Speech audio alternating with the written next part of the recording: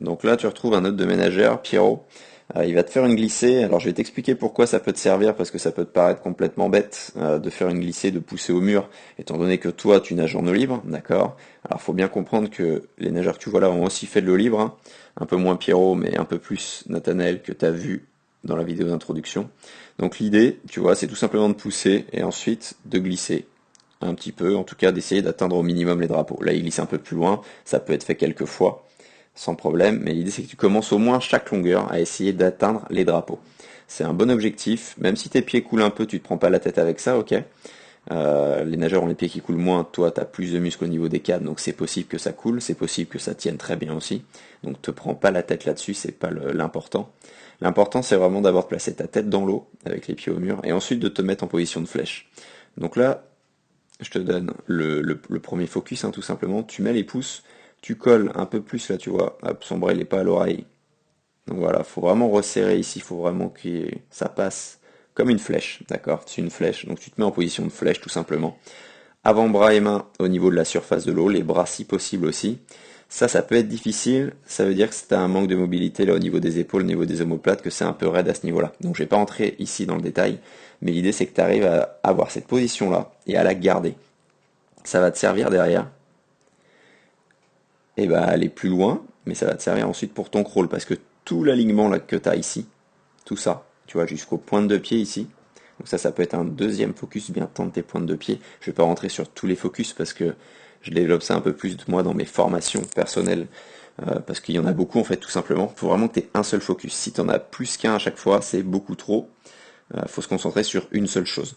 Parce que la position que tu as ici, du coup, tu vas la garder ensuite en nageant, d'accord, de la tête aux pieds en tout cas, en nageant le plus possible en dehors des inspirations forcément, mais en fait à chaque fois que tu te remets, tu dois retrouver cette position-là d'alignement tête, colonne, bassin et pied. Et ça va t'aider derrière à nager le crawl en restant plus facilement aligné. Alors ça te paraît peut-être tout bête, mais c'est vraiment en fait tout simplement la meilleure solution pour arriver à avoir un corps beaucoup plus projectile, qui passe mieux à travers l'eau, qui réduit vraiment les résistances, les freins. Donc ensuite tu glisses, bon pas forcément autant du coup qu'ici, et le fait, hop, on va avancer un petit peu, le fait d'avoir, tu vois ici, toujours, tu vois ta Pierrot là, il a pas les pieds en surface, hein.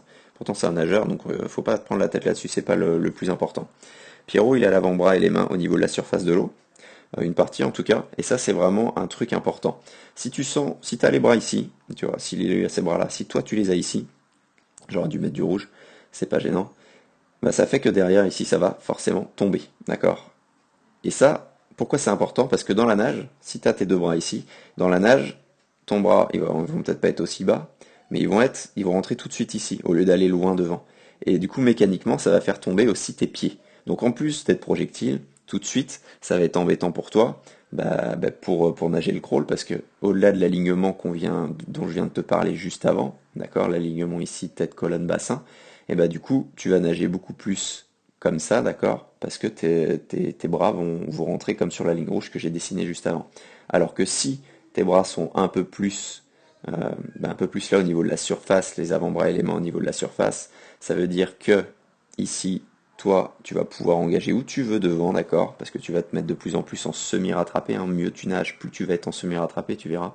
Je développe pas ça ici non plus, ça serait trop long déjà, c'est que je commence à bien parler.